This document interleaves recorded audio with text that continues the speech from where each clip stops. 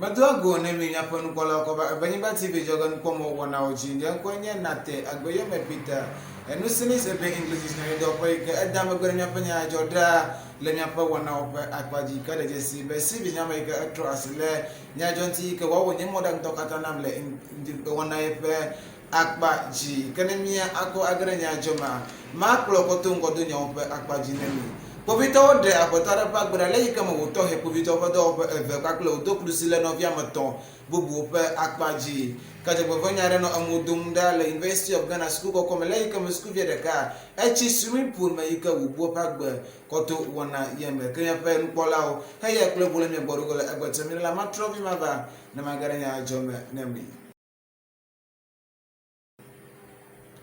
Akbabe mi de ka won klimi le yema kana mi akwa agara nya jami anu makai ka mi aje ko matu Ghana ku bi to pe da wo pie me nemi ya ka wala gam de agube ko bi to wode apoto ada yika wode jesi be won ko kunye hakimi pe agbeda kanu yika apoto ye wonye be enya agba yika wodo akrusi le no vi wa ma atoro pe agbenti yika na wona yika wona wo se ko me be yela wo agbeda gara ko to he to pe wana wo me kina ka yika na ado Ewenyigba TV Nyadzɔdzɔwo biegbo yenye be le aƒetɔ ƒe klusi dodo le nɔviwo me tɔ ƒe agbentia nɔviwo dzagba yike wo ebudu yike wo geɖe kpovitɔwo ƒe dɔwɔƒe me yike wana be woƒe agbe na anɔ dede no ke le aƒetɔ yike ne edo klusi le nɔviwo ƒe agbenti ƒe nukpɔkpɔ wɔna ŋutia edzagba yike wotsɔ ehe geɖe kpovitɔwo ƒe dɔwɔƒe me ke le kpovitɔwo ƒe dɔwɔƒe me keke ɖea kpovitɔ yike enɔ dɔwɔnu yike nye station officer kpakple kpovitɔwo ƒe dɔwɔla ɖeka yike nɔ adzamenukuku wɔnawo ƒe akpadzi kpɔm yike investigator eyike woɖe he le wo dzi ko edze wo tɔtɔ gɔme yike wotɔ nyamanyama ke le kpovitɔ mamlewo ƒe dɔwɔƒe keke ɖea wode dzesi be yewo ƒe dɔwɔhatsi eve yewo ƒe agbe ele hameta woda tu nɔvia yike woɖe ƒe agbe ɖa yike fia be aƒetɔ hakimia ebu woƒe agbekɔtɔ woƒe afɔɖeɖe wɔnawo ƒe akpadzi ke le kpovitɔwo ƒe gbeɖasi yike ne woɖe kɔgblɔ ŋutia wona mi se gɔme be kpovitɔwo ƒe dɔwɔƒe yike ne le nuto dzi kpɔm titre le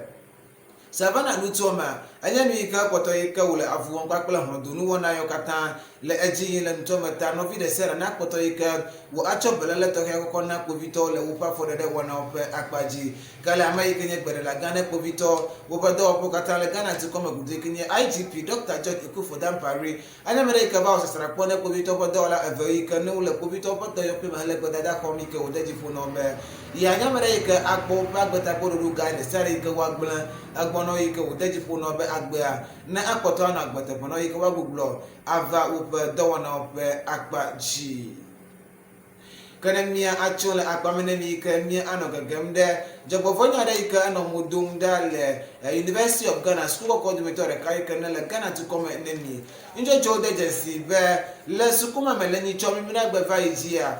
sukuvi ɖeka bu woƒe agbe le etsi lele le swimming pool ƒe wɔnawo me ŋuti ke le nyadzɔdzɔdɔwɔƒe yike ne le suku kɔkɔ yi ƒe sukukpodzi yike nye University radio station le Radio Universal anye ame ɖe yike de dzesi na mi be le ƒe dzinugbãtɔ ƒe ke bla eve vɔ asieke egbe va yia ye afɔku ye wòdo mo ɖa ke le Radio Universe ƒe nyanua wona mi se gɔme be ame yike ne nɔ eƒe agbe buma enye ŋutsuvi yike ele xɔ gbãtɔ alo level 100 yike wo ŋkɔ mekpɔ de dzesi va ɖe kɔ le yike me dze agba yike wɔ tsi lele wɔna le swimming pool me yike wòƒu tsi geɖe swimming pool ƒe gogloƒe yike nye yevufɔ bla eve vɔ ɖeka yike 21 feet ke de yike wògbɔ ye wòva gblɔ ne wotɔ be ye dze agba yike ye yi ɖe swimming pool ƒe gogloƒe yike ye te de va yi kɔ ale yike wɔnawo le ko le anyigba tume le etsi lele ƒe akpadzi ŋuti ke le ɖoɖo ye ƒe mea nɔviwo nye ame ɖe yike wo eƒosi abɔta ne kɔku ɖe afɔɖeɖe wɔna ye ŋuti yike fia be edze agba yike wògakpɔ ƒe ɖoɖo wɔna zi evelia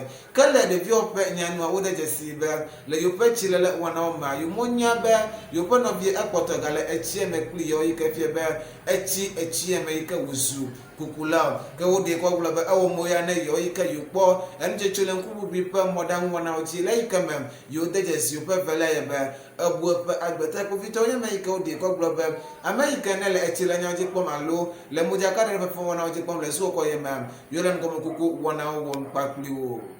kemia panu kwala ge yi mo kemia chime panya chore egbe ni keje akona sem de yenye ekiem agapi na majore mi gbo magro malanku na ngodo nya ope akwaji nemi bovito wode apotare pa gbera le ka mo to he bovito po wala eve yike odo kristira no vi etombu bu pe agba nti kale mesi of Ghana so come na mention de sibe apotare yike na la hogbantoma abuo pa gbo koto echilele swimming pool pododo wona wome nemi nyanko enye nate agbeye me Peter Steve nya make trust na modern document new senate ebe English dictionary do pe yike edam egbe na happy me panya jodo gbo agbene mi na me pede ka wo lata.